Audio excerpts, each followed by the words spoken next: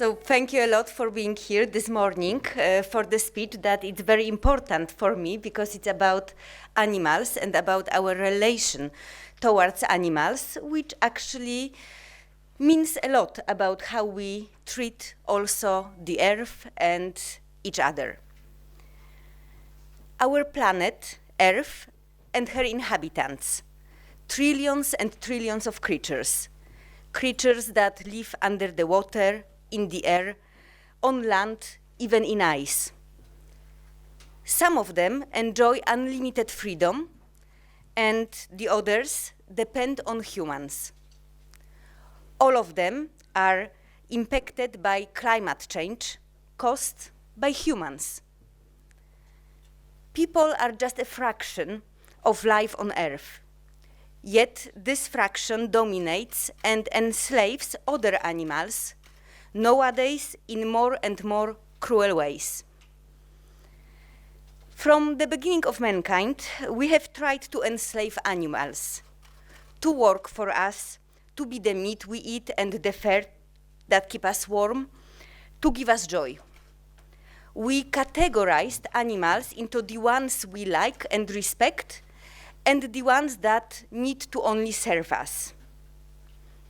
We separated calm animals from the ones we couldn't control. We bred and still breed animals to create the species that will fulfill only our needs. We have created the whole industries around the animals that we love, and we breed for our pleasure. We felt and we still feel that we are the masters of the world who can play with the life of other creatures. Over the centuries, this division between animals we like and the ones we don't treat with respect has become bigger and bigger. Even when science and technology has given us alternatives how to keep us warm, how to eat good for our health, how to live more ethically, we still keep using animals for our purposes on a scale we have never seen before. What else can we say about farming animals for fur when we have the technology to produce warmer jackets and coats? What can we say about hunting animals with night vision and advanced weapons when we are not even hungry? What else can we say about farming animals for meat when we eat meat 3 times a day, more often than ever before? What else can we say about testing on animals for cosmetic business when so many substances were already tested and we don't need the same tests over and over again for our safety? Just to give you the data from 2020 from WWF about mammals. Humans are 36% of mammals on Earth. Wild animals, just 4%. And farm animals, just mammals, 60%. Let's add birds to it, where 70% of birds on Earth are farmed for meat for humans. In 2018, the number of animals farmed for meat was 4 times larger than the total number of humans. Animals are farmed in frightening conditions, in cages, small boxes, crowded, with conditions not fulfilling their basic living needs. Fed with artificial food whose main aim is just to keep them grow faster and faster. Small animals are separated from their mothers and siblings. Animals that have never seen sunlight in their life, maybe only just one time on the way to the slaughterhouse. Let's also think about the fish we eat, in numbers so difficult to even estimate. Let's add the wild animals we hunt, but we don't even need to kill. Let's add the animals tested on over and over again in clean laboratories, not for our health, but for pleasure.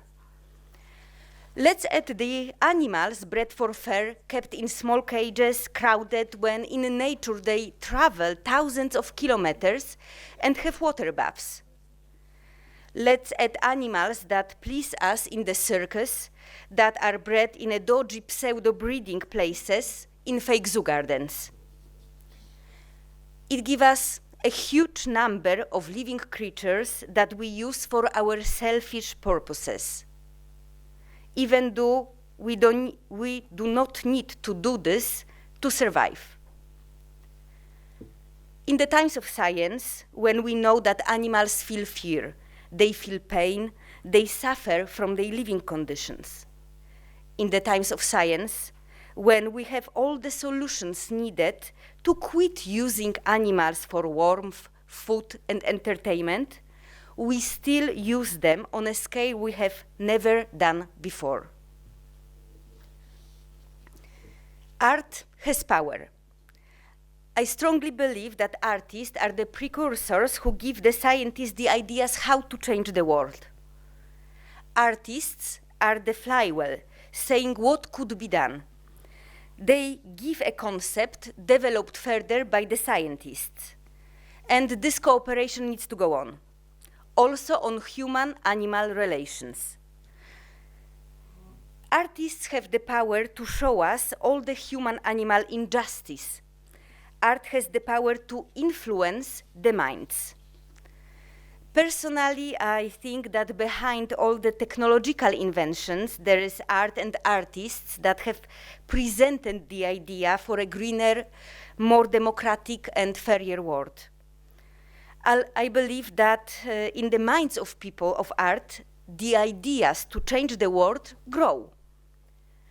The art has an impact on society, on the way we perceive our role on Earth. And this is why I'm so proud of Polish artists who make the idea of fair human-animal relations to be heard. Our Literature Nobel Prize winner is the best example.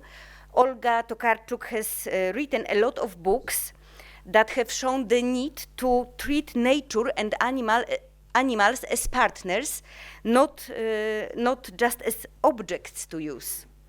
And just to remind you, the book "Drive Your Plow Over the Bones of the Dead," and also the great film made by Agnieszka Holland and Kasia Spurek called Kasia Adamik called Spur, based on this book. In 2017 in Berlin, this film received the Alfred Bauer Prize. And now we have another great piece of cinematography on animal suffering made by Jerzy Skolimowski. The film is called Io, and Io is the story of donkey on his quest for freedom. We watch him experience both happiness and kindness, as well as pain and cruelty from humankind. I will not tell you what happens to Io, and you have to follow it, check it on your own, by yourself, but this film is a story about how we perceive animals and how we treat them.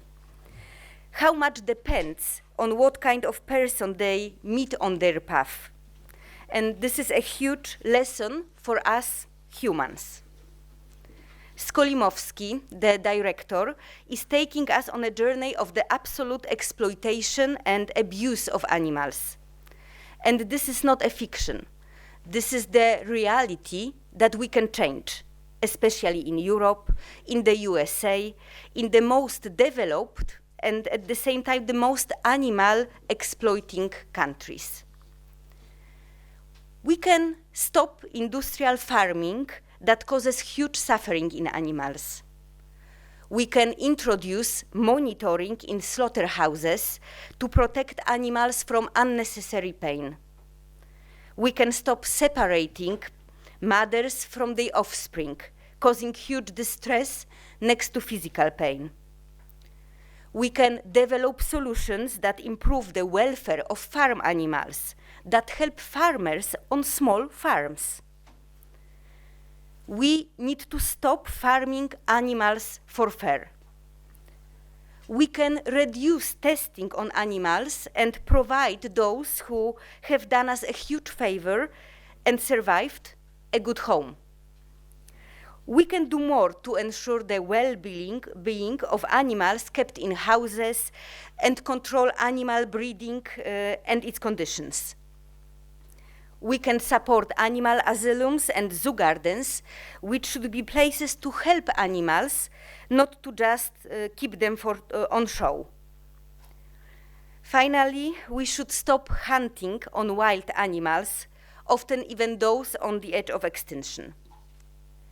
Basically, we need to support also financially the alternatives to meat, leather, and fur, such as plant-based food, protein alternatives, clothing, as well as animal-free testing. We do have alternatives, and what we are missing is just a political will to support them. We need a political choice to support the alternatives to suffering of animals. We need to protect our nature and its biodiversity, protect our rivers, seas, forests, our air, homes for millions of species, endangered now by our actions such as using fossil fuels, intensive farming and agriculture, unlimited consumption resulting in mountains of earth polluting waste. We need to do this for animals and for our planet, which is being destroyed by us, humans. Finally, we have to start treating animals with respect, not only the ones that we perceive as pets, but all animals. As Tobias Lennert, Belgian vegan activist, says in his book, How to Create a Vegan World, a pragmatic approach. To help animals, we not only need a small group of devoted vegans, but millions and millions of people to change their attitude towards their own diet, for example, by eating less meat and better quality meat, and change their attitude towards animal rights. And this change can be done by all of us. Liberté, égalité, fraternité. The famous motto of the French Revolution describes the life of democracy. Over the years, its meaning has evolved. Fraternité was a significance of solidarity, but nowadays it should be about empathy towards others, the weaker, the less privileged. Also about empathy towards animals, as the fate of humans is inseparable from the fate of animals. Thank you.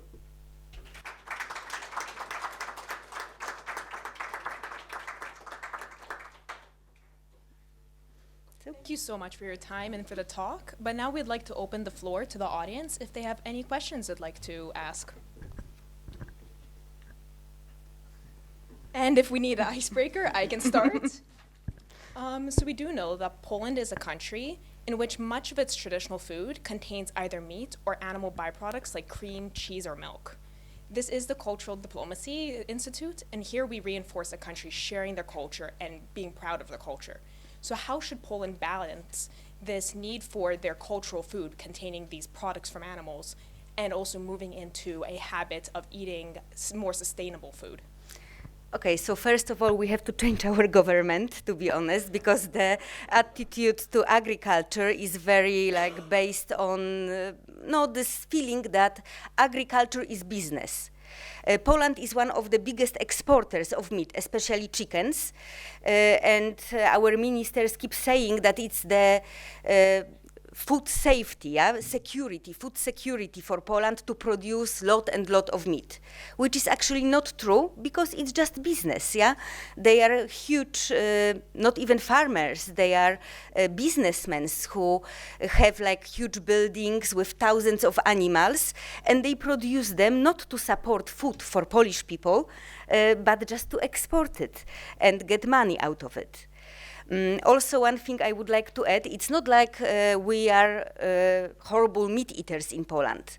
I'm from Wrocław, and Wrocław is the city with the biggest amount of people that are vegan and vegetarian. It's, I think, 28% of people from my city are vegan or vegetarian. It's similar in Warsaw, the capital of Poland, and also in another bigger cities. So we can see the change, yeah? Moreover, young people, they are very sensitive about climate issues, about animal issues, and their attitude is, it's a true attitude. It's not that they only think or claim that they want to protect animals, that they want to protect planet, but they actually live on the way to protect planet and to take care of animals. So I think the society in Poland is changing, and also the trends are changing. The whole business about plant-based food is developing a lot.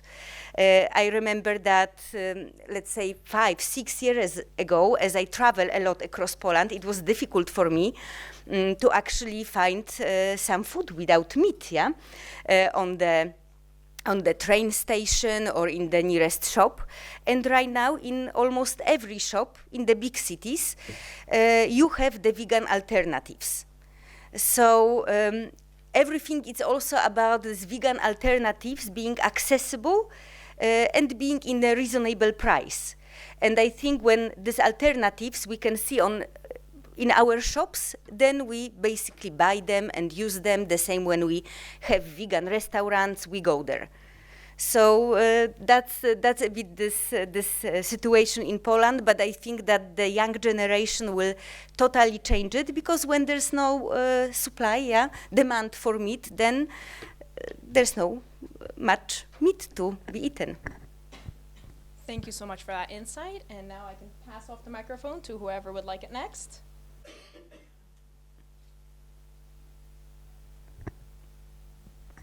Maybe I'll pose a question too. I remember we have a lot of members of the Green Party we work with also in Germany. Cem Özdemir, you may know, used to be head chairperson of the Green Party here. And one of the frustrations that we would always have when talking about culture diplomacy is this idea. I think a lot of the green politics really is talking about changing behaviors and changing lifestyles, whether it's climate change, food, etc. I was always very pessimistic about this, thinking human beings will never change. How do you change, traditions that have gone on so long? However, I'm wondering if you are more optimistic now after the COVID crisis. I think the COVID crisis taught us that actually it is possible to change behavior, actually all across the world, and it doesn't actually take so much time. Literally within days and weeks, we were all wearing masks, social distancing, etc. Is that one example maybe that actually we should be more optimistic in terms of behavioral changes, cultural changes, when one tries to see how we can fit our lifestyles better to the planet we live in? The Earth will go on, that's not the issue. If the human race will survive, that's the question. Are you more optimistic, or what takeaways do we have from the COVID crisis? I think we didn't take any lesson from the COVID, to be honest, because there was this hope, like when there's pandemia, there's less travels by plane. We saw these examples of some parts of the earth that were already destroyed, and then we saw animals, living there again. But when the pandemic, no, we have to be honest, right now we don't have these restrictions, and everything went back to business as usual. And we see that there's a lot of plane travels again, that there's a lot of this transporting goods and also animals on huge distances. So I'm afraid we didn't take lesson from COVID, and we actually went back to business as usual. But the place where I see hope is actually, as I mentioned, young generation, that it's much more aware of the climate crisis and of the dangers connected with it, is much more aware about protecting our planet that previous generations that were concentrated mostly on the growth and on getting more money. But I also think that young generation has important role to play, because it's also like convincing parents and grandparents about the dangers that we are facing, about saying like by what you're doing, but how much how your lifestyle is bad for environment, you're actually saying me that there is no future for me, yeah, for me as a young person. So I think young people, when they go to their parents, grandparents, and honestly talk about like, please do something, because I want to still live in this planet. I don't want to live in the times of like a total climate catastrophe when there is no food, when there are disasters, rains, droughts, and all the unexpected climate events and phenomenons. Just change your attitude and help me to have good future. Additional comments or questions? As always, we want to include as many participants as we can. I see you right here in the front row. If you could also briefly introduce yourself. Yeah. Hausmann, my name, Christian Hausmann, coming from Stuttgart in Germany. And being with the Universal Peace Federation. I want to say I fully agree with what you say. It's about attitude to nature, and I think it's a very good trend that people reflect their relationship. So in a way, I had a full agreement. Unfortunately, I think we too often rely on I'll say, putting measures, was it Zwang, political Zwang, für politischer Zwang, political force to force solutions on people. And I think you have to go the hard way of convincing and changing the conscience. I'm reacting allergic to being forced to something. Yeah, and you have to convince me of something. And that's what you're going to do. And for example, you will also meet difficult situations. The Green Party in Germany finally managed to get in energy these windmills all over. I'm not convinced about that. And we know it kills a lot of animals. And now the Green Party, by the way, doesn't have any, and it says, oh, we have to do it. We have to do it. Even it kills these big birds, and we kind of destroy all the nature, all the landscape. But I understand the reasoning behind it, okay? So they convince the majority, at least in coalition governments, that's fine. I just want to say I agree fully with changing the attitude, but you have to go the hard way, convincing, finding majority, and not resort to political force or something. I hope you also agree on that. Actually, I agree, and I think it was, thank you for your voice, and I think I kind of pointed it out, yeah, that we don't need small group of devoted vegans. We need millions and millions of people that actually make a conscious decision to change their attitude toward animals. I'm also not a fan of bans, yeah, like let's ban eating meats on Fridays in public places, or let's ban selling meat. But I'm pro-equality, and I cannot understand why meat and dairy milk are dotated from European Union money, let's say, or by the governments, and why meat producers and egg producers and milk producers are supported by the state, and why plant-based producers are not supported. It's not equality. And to be honest, if the plant milk, yeah, or plant cheese will be supported on the same way as the regular milk and the regular cheese, it would be cheaper. And I think here's the solution, yeah? Also in terms of like the producers, it's not about putting ban on producers. You cannot produce this and this product from now. It's more about encouraging. For example, if you start producing more plant-based food, you will have some less taxes, yeah? They are things possible to do. So I totally agree with the attitude that we cannot talk about the change in our diet or generally in attitude towards animals from the position that, you know, I'm more ethical, I'm more moral, and I care, and you don't care, and I'm a good person, and you're a bad person. I think it's a very wrong attitude, and I'm really against it. I think it's more about convincing.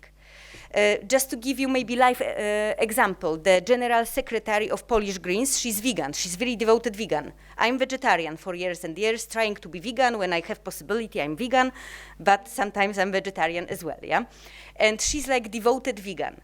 but she does it in a very nice way. Yeah, she can sit at the table with other people eating meat. She's not preaching that you shouldn't do this, look at me. She's just doing what she finds well, yeah? When we travel together and we're trying to find a restaurant to eat, she's not like, it has to be vegan restaurant. She's like, let's go to the restaurant which you like, and I will always find a salad or French fries or whatever for me. And her attitude is actually encouraging me to be more vegan than in the situation when she would, say that, oh, we have to go to the vegan place, you cannot eat this, don't touch this cheese, yeah? So, full agreement with what you said. Thank you very much. Who would like to go next? Please.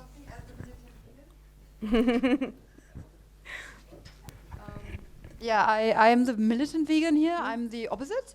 I have an app that shows me the best places everywhere, and they're very political. So all the people I take around are actually happy to go to fully vegan restaurants because they are mostly awesome, and as the app works very well. Happy Cow. I'm just doing the advertisement now.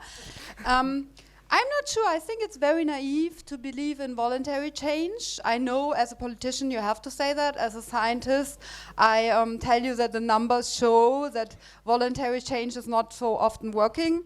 As coming from like a cognitive, moral standard point of view, there is something about those people. I know they're more nice. You prefer to hang out with her than to hanging out with me, because I'm a constant reminder that there is some kind of better morality. You said there is no good and bad, but we all judge that being nice to people, not harming anyone is kind of the better thing.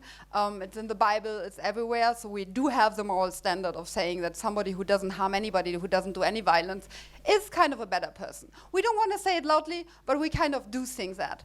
And I don't believe that those people that do make an exception, that they're like, okay, I'm making an exception. Yes, society tells us those are the nicer people than the ones that are morally pure. But psychology and studies don't show that those are more convincing. In fact, it's the other way around. We don't want to say that the militant person made us guilty, hence we changed. But change is typically not coming from reason. Like all the studies show that change is coming from disgust, food scandals, from compassion, from guilt, like from fear, from all of this emotion. I know as a green, you want to think all of voluntary change and you want to argue we have alternatives, but science doesn't show that. Science shows the opposite. Science shows we need certain bans. We need a ban on cages. We need a ban on this, because otherwise consumer decisions are always, not always, but mostly the cheapest choice. And yes, you do talk about European regulations and so on. They need to change, but I just want to be a reminder that it's not that easy. That it's easy to do the political talk to say voluntarily change, but if voluntarily change was happening, why is every year more SUVs? In Germany, every year we drive bigger cars, bigger engines. There's a market, there's electric cars, there's small cars, nobody buys them. So that would be voluntary change. It's on offer. Fair trade coffee is on offer. People could get it, it's affordable, but hence it doesn't happen. So this is just a comment. I really enjoyed your talk, but I'm seeing the different perspective, and yeah, as I'm the militant vegan here, nobody wants to hang out with. Everyone wants, I guess. I have to clarify that there's also some merit to my position. So thank you very much for being here. And thank you for this topic. For this other voice, and I think we kind of find the middle, yeah, because also the science says that people resign from eating meat. It's not only compassion. Quite often they are health reasons. So you see, there are different reasons, yeah, of quitting eating meat or eating less meat. And as I highlighted in the speech, eating less meat by many people is even more crucial.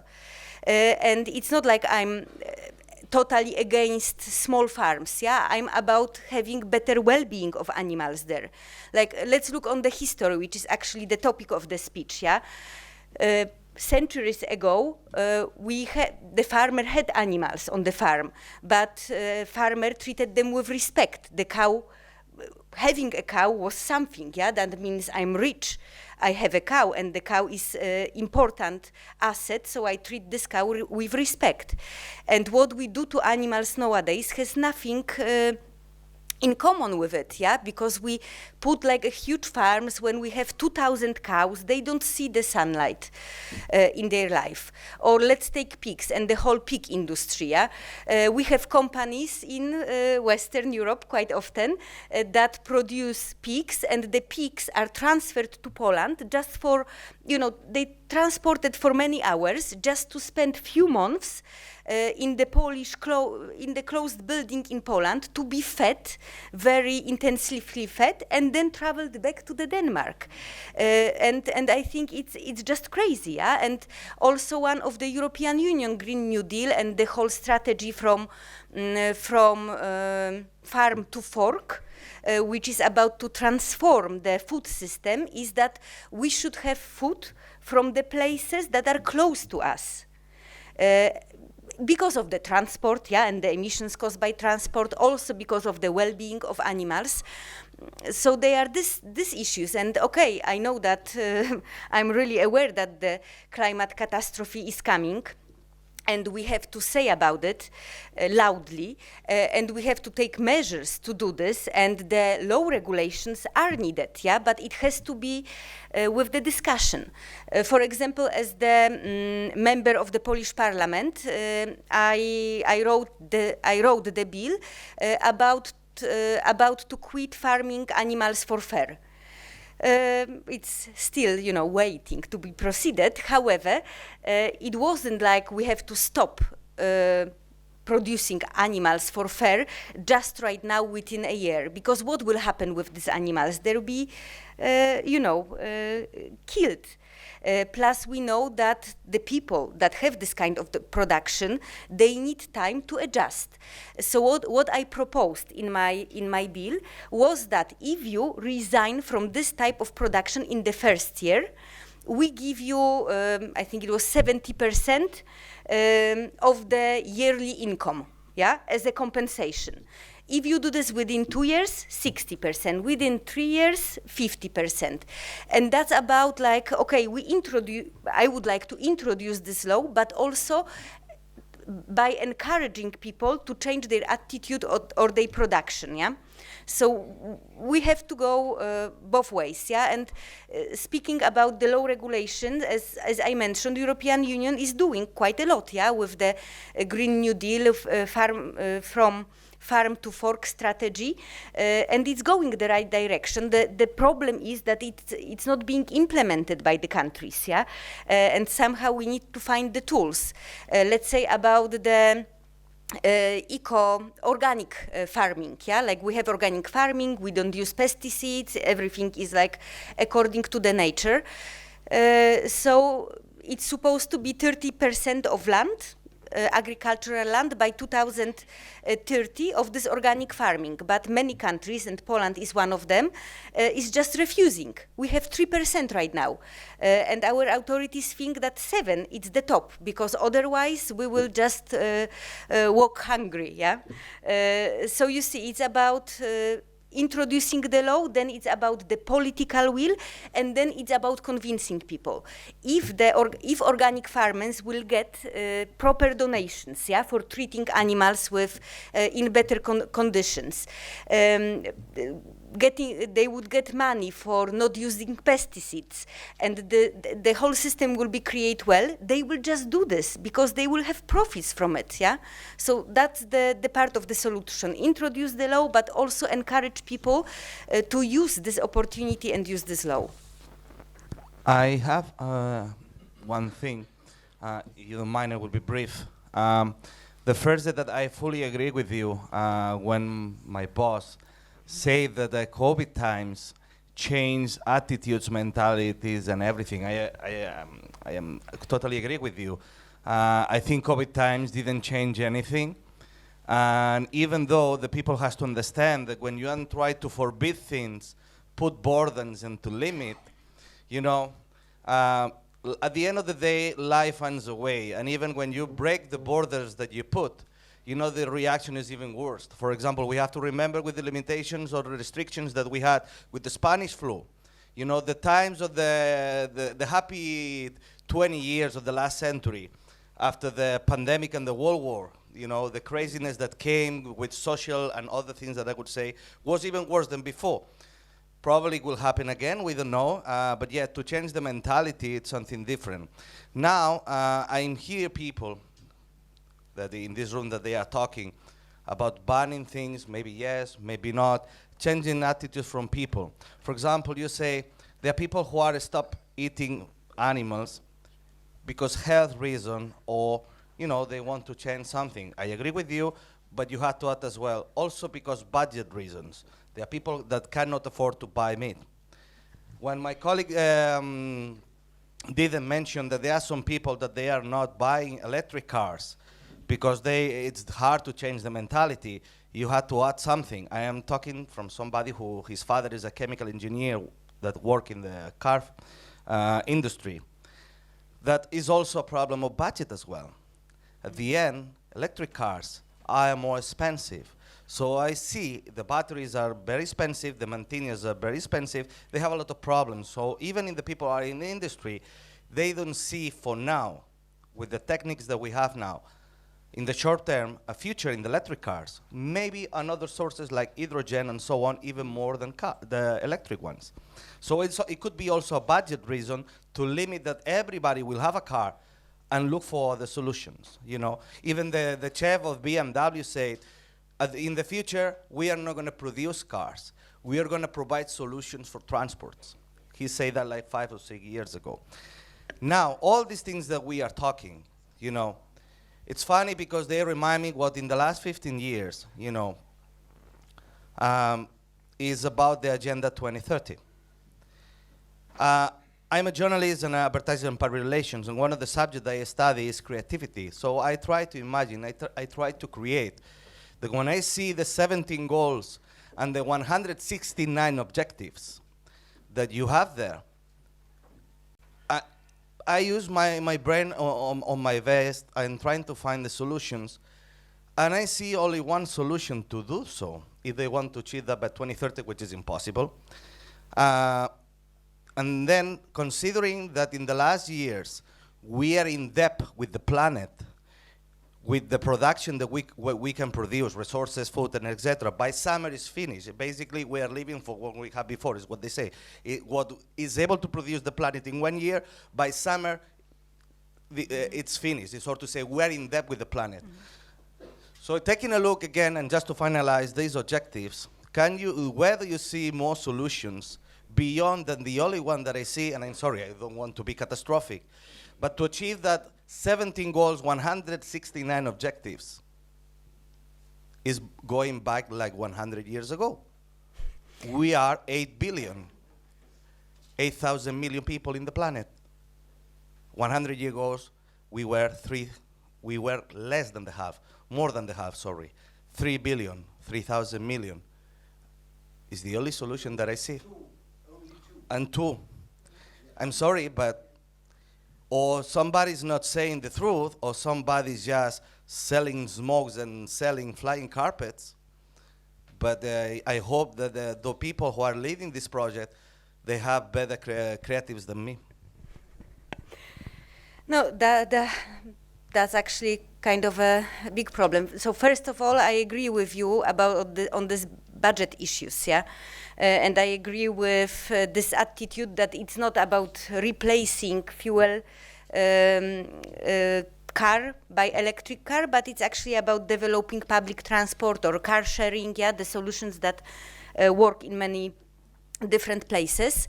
I disagree with this budgeting issue on meat, because I think the meat is too cheap, to be honest. And that because it's cheap because it's produced in horrible conditions for animals. And I don't know, maybe it's different in Germany, yeah, but what I see in Poland, meat is very cheap, plus we buy a lot of meat, that they are actually the statistics made by the highest the institution. Yeah, but we also waste a lot of food, yeah, and mostly we waste a lot of meat. So this is like vicious circle, yeah, that we produce animals in horrible conditions, so the meat is cheap, so we buy a lot of meat and then we throw away a lot of meat that we don't eat. And that's one of the circles we have to break. Talking about climate change and how it's changing, and maybe going back to the topic of my speech, yeah, so again, animals. Why I'm talking about animals? Because when we talk about climate catastrophe, or when we have Paris Agreement, it's everything about fossil fuels.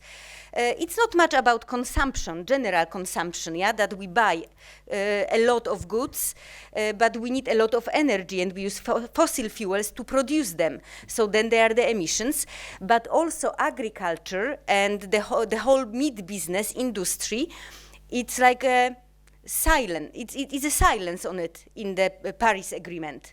And also when we look on the policies of like singular countries that are talking about climate catastrophe and how to fight it, quite often this agriculture just doesn't exist there, yeah? And we know that it's like up to 20 or sometimes even more emissions of the gases to atmosphere is caused by the production of meat, yeah? And then we talk about 8 billion people on the planet, so let's be honest. If we want to eat meat, we have to feed animal. To feed animal, we have to cut forest to plant soya. It's not like the vegans are eating soya and are responsible for cutting forests. They are the meat eaters responsible for it. Because a lot of our land is actually used for producing food for animals that then we eat. The same when it comes to fish, yeah, like to have salmon, and have the production of salmon, yeah, in like the not wild salmon, we have to give a lot of another food to this fish. And you know, if we would have more balanced diet and eat less meat, it would be good also for the planet, yeah? It would be good for animals and also for the planet, because the resources we're having will be fine for the people on the planet. It's just the problem is with us, yeah, as Europeans, as the Western countries, that we have this type of living, that we deserve meat 3 times a day, that we travel for holiday on the other part of the world, and you know that's what we should change in our attitude, because we cannot blame the people from the countries of the South that they want to have the life that we have. Yeah, it's normal and it's fair and it's just. So I think that's why so important are the politics of European Union and also the ambitions of European Parliament. I think just a few days ago, European Parliament voted that there be no selling of the regular cars from 2035, yeah? So we see that this change can come from us. And also all the, just about finishing, I think there are also good proposals from the European Union side on this import-export issues, yeah? So if we, as Europeans, our companies can produce goods only by using renewables, not by using energy from fossil fuels, then we have to have like the tax on the goods that we buy from the countries from outside EU, because then it's fair to our business. And it's also encouraging for the companies that are not based in European Union to also have like better production for the climate. So I think, just to sum up, that there's a huge role for us as Europeans to play. We are on good path with all the policies made by the European Commission, supported by European Parliament. We just make to be sure that the European Council, so the governments of member countries, will accept these proposed solutions, or maybe proposed even more ambitious ones. Thank you very much. Please join in expressing our sincere gratitude to the next generation of European leaders. Małgorzata Tracz.